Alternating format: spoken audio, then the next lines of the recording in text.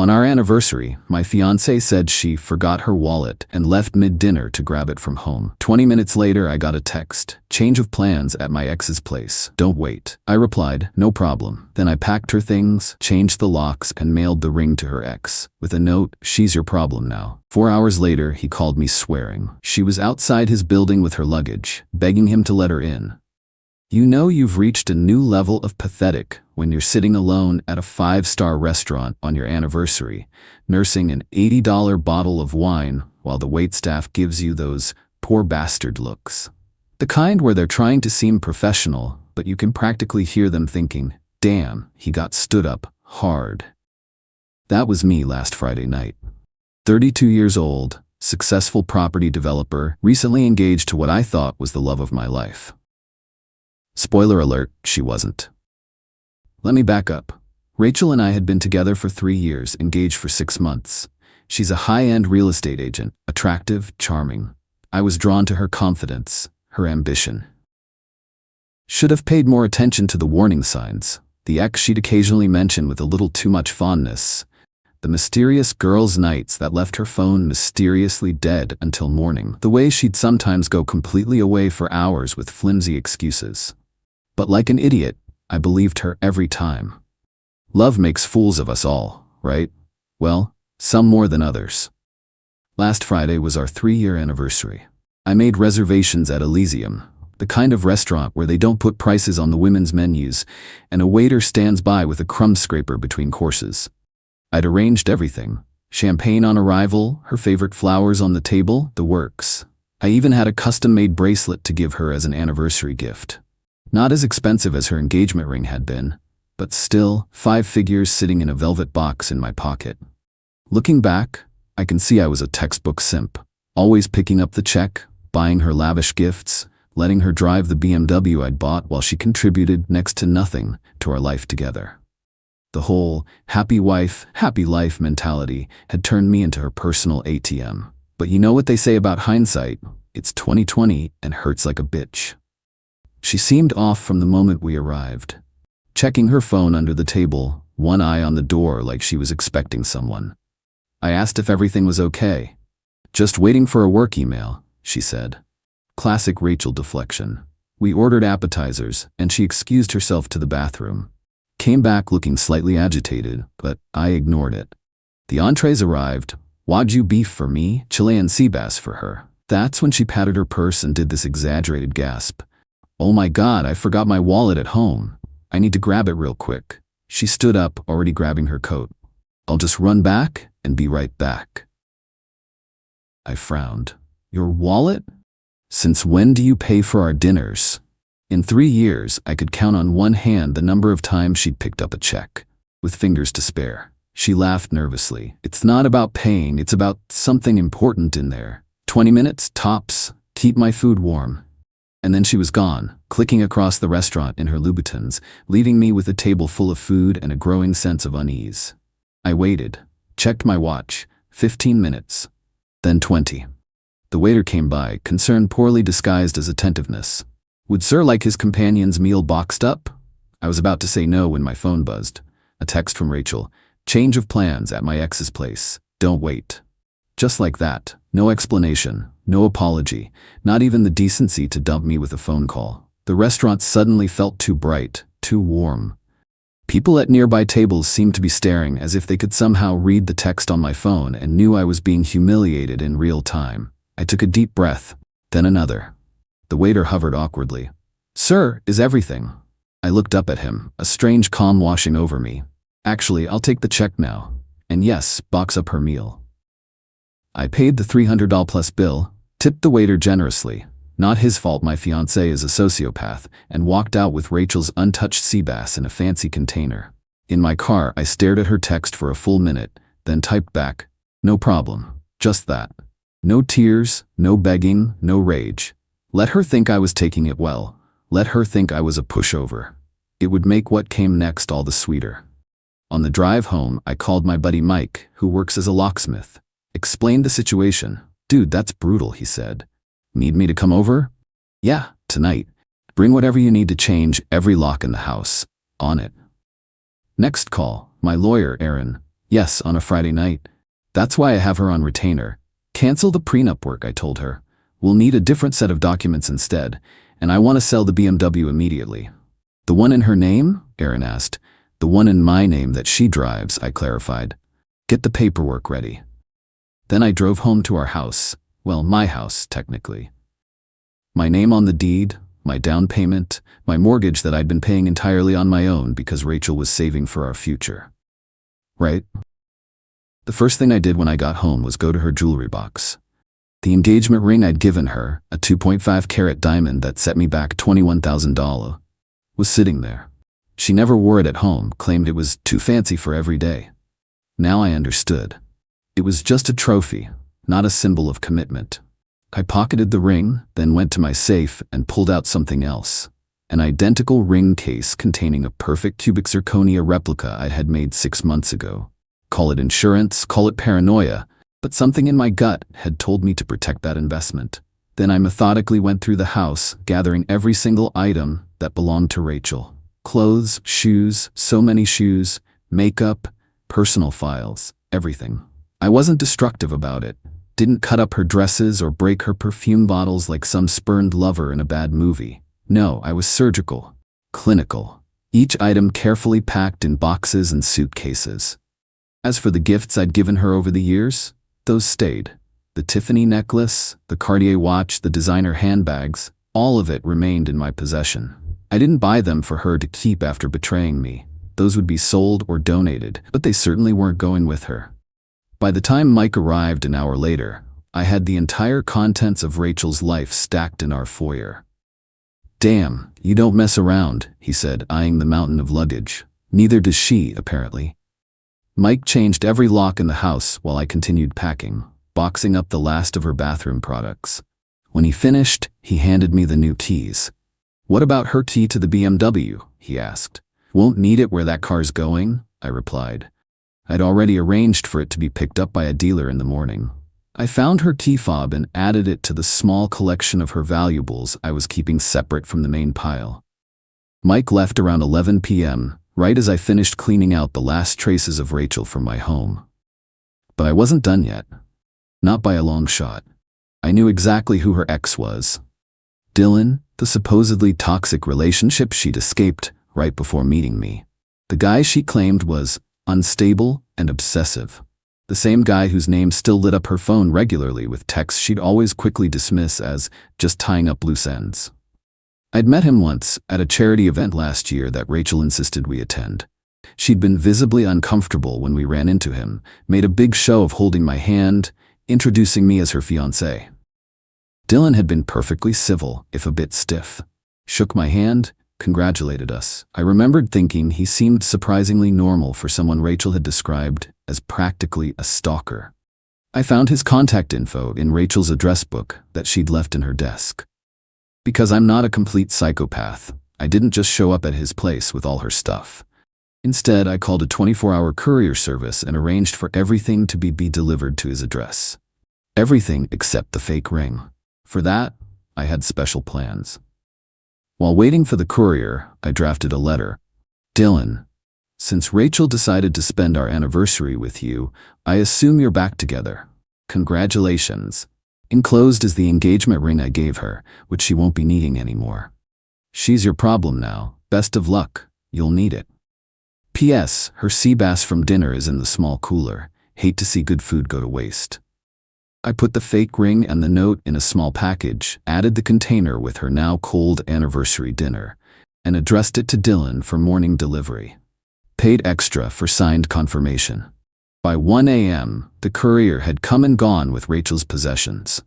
I changed all the passwords to our joint streaming accounts, removed her authorized user status from my credit cards, and transferred her paltry portion out of our joint bank account into a new account in her name alone. I even remembered to call our security system company and remove her access code. Then I poured myself a scotch, sat down on my now half-empty couch and waited.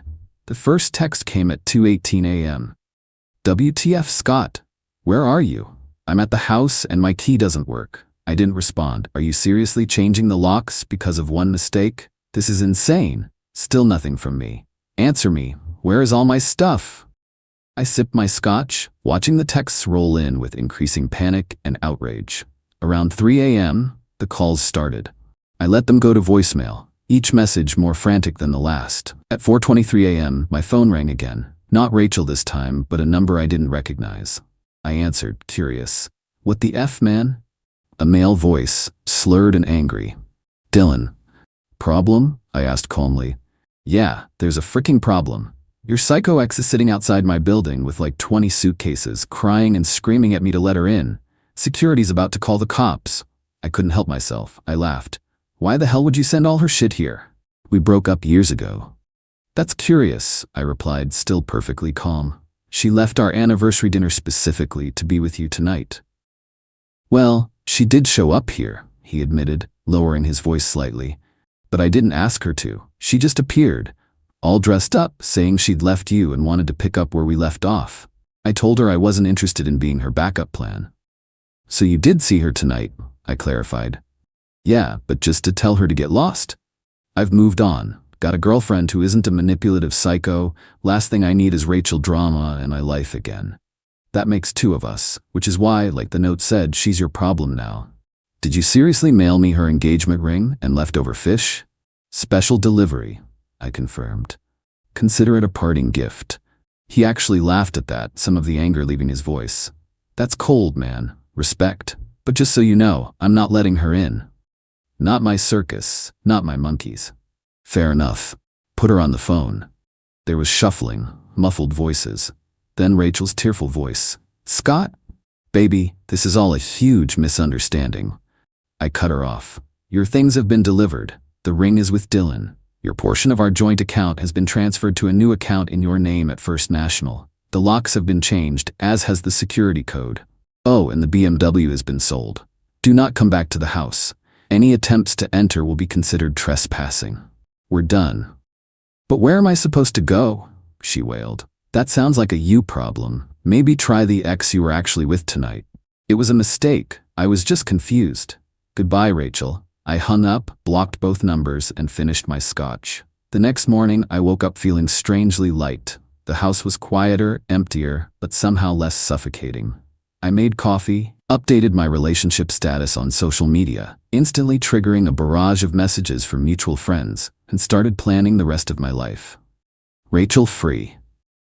That was a week ago. Since then, she's tried everything. Showing up at my office, security escorted her out. Sending her friends to plead her case, I declined to discuss it. Even getting her mother to call me. I explained exactly what Rachel had done, and her mother actually apologized to me before hanging up. The best part? She has no idea the ring Dylan received was a fake. The real one is sitting in a safe deposit box at my bank, waiting to be sold when the market's right. Not because I need the money, but because every cent of it will go toward the down payment on a vacation property I've had my eye on. A place Rachel always said was too remote and not social enough. Sounds perfect to me now. The bracelet I'd planned to give her that night? Returned it, used the money to book a solo trip to Greece next month. The half-empty closet and dresser drawers, already filled with new things I've always wanted, but Rachel thought were tacky or unnecessary. The BMW was sold within 48 hours through a dealer connection of mine. Rachel's personal belongings were the only things she got to keep, and even those were stranded outside Dylan's building until she could get a friend to help her move them to a storage unit. Life's too short to spend it with someone who sees you as their backup plan, and too valuable to waste on someone who doesn't value you. Update 2 weeks later. First off, thank you all for the overwhelming support and the awards. Didn't expect this post to blow up the way it did. For those asking for updates, yes, Rachel is still trying to contact me, though the attempts have become less frequent. She's currently couch surfing between friends' places, apparently. Dylan wants nothing to do with her, and from what I've heard, she's been blacklisted by half our social circle. I've learned some interesting details from mutual friends. Turns out, this wasn't a one-time indiscretion. Rachel had been seeing Dylan off and on for at least 6 months, whenever I was traveling for work. The girls' nights and work events were often just covers for her to meet up with him. He thought they were having a casual fling, She was apparently building it up to be more in her mind. The night of our anniversary, she decided to finally choose him or me. Left dinner to go throw herself at him, only to discover he wasn't interested in anything serious with her. When he rejected her advances, she tried to crawl back to me, only to find I wasn't the doormat she thought I was. Regarding the ring, Rachel finally realized it was a fake when she tried to sell it to cover her first month's rent on a new apartment. The jeweler took one look and told her it was cubic zirconia. Apparently, she had a complete meltdown in the store. The real ring is now sold, and I used the money as planned. Put a deposit on that vacation property last week. Some of you have asked if I've started dating again. Not yet.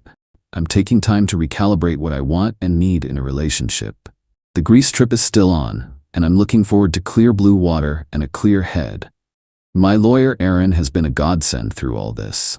Not only did she handle the BMW sale, but she also drafted a cease and desist letter when Rachel tried claiming I'd stolen gifts that were rightfully hers. Turns out, legally speaking, gifts given during a relationship remain the property of the recipient, but an engagement ring is considered a conditional gift contingent on marriage occurring. Since Rachel broke that condition by cheating, I was fully entitled to take it back. Rachel's mother called again, this time not to beg for forgiveness, but to ask if I could help Rachel financially, just until she gets back on her feet. I politely declined and suggested perhaps Rachel should have thought about financial security before nuking her relationship on our anniversary. Life is strange sometimes. You think you know exactly where you're headed, and then one text message changes everything. But I'm starting to think maybe that change was exactly what I needed. Edit. To answer the most common questions, yes, everything I did was legal. The house is solely in my name, and we weren't married yet, so changing the locks was within my rights. The joint bank account only had our household expenses money, which I split fairly. The BMW was in my name only, so selling it was completely legal. And no, I didn't throw away any of her important documents or legal papers. Those were all carefully packed and delivered along with her other belongings. Edit 2. For those suggesting I should have confronted her at the restaurant or made a bigger scene, that's not my style. The best revenge isn't hot and flashy, it's cold and precise. Besides, making a scene would have just given her a story to twist, to make herself the victim. Strategic silence followed by decisive action is always more effective. Final update, 1 month later. This will be my last post about the Rachel situation, as there's nothing more to say after this. I ran into Dylan at a local bar last week. Surprisingly, we ended up having a few beers together. He filled me in on his side of the story.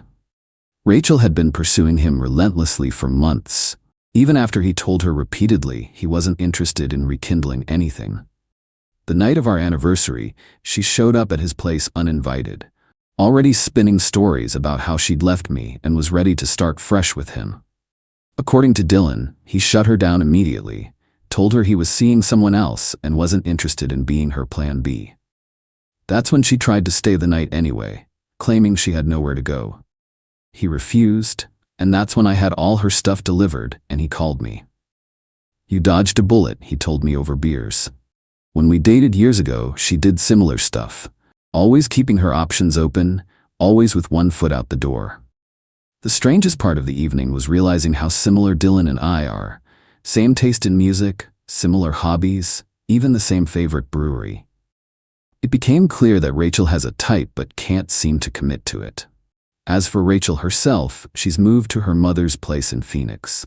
Apparently quit her real estate job suddenly, told everyone she needed a fresh start. One of our mutual friends let slip that she's already on dating apps there, using the same photos from when we were together, minus me cropped out. Some people never change. I leave for Greece next week. The vacation property is coming along nicely, closing scheduled for when I return. I've been renovating the house too, replacing furniture that reminds me of Rachel, painting rooms colors she hated, transforming the space into something that's completely mine. The fake engagement ring saga had an amusing epilogue. Rachel apparently tried to sue me for the value of the real ring, claiming I'd stolen it. Her case was dismissed when Erin produced documentation showing I'd purchased both rings, the real one and the replica, and Rachel had abandoned the real one at our home before our breakup.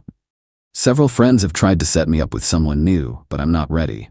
Not because I'm hung up on Rachel. That ship has sailed, hit an iceberg, and sunk to the bottom of the emotional ocean, but because I'm enjoying my own company too much right now. The house feels like mine again. My schedule is my own. The only drama in my life is whether to have Thai or Italian for dinner. Someone commented that the best revenge is living well. They're right. But I'd add that the best living happens when you stop seeing yourself through someone else's eyes and start building a life that feels authentic to you, regardless of who's watching. To everyone who offered support through this bizarre chapter of my life, thank you. Your comments and messages kept me grounded when I might have otherwise doubted myself. To anyone going through something similar, it gets better. The embarrassment fades, the hurt dulls, and eventually, you'll find yourself laughing about it over beers with your ex's ex, which is possibly the strangest form of closure, but closure nonetheless. Edit 3. For those keeping score, the final tally of Rachel's attempts to contact me: 47 calls, 118 texts, 22 emails, 3 handwritten letters, 5 deliveries of various gifts, all returned, and 1 attempted break-in that my security system thwarted. She even tried to crash a business dinner I was having with clients, claiming to be my fiancé who was running late. The restaurant staff, who knew me well and had been briefed on the situation, escorted her out before she reached my table. Some people really don't know how to take no for an answer.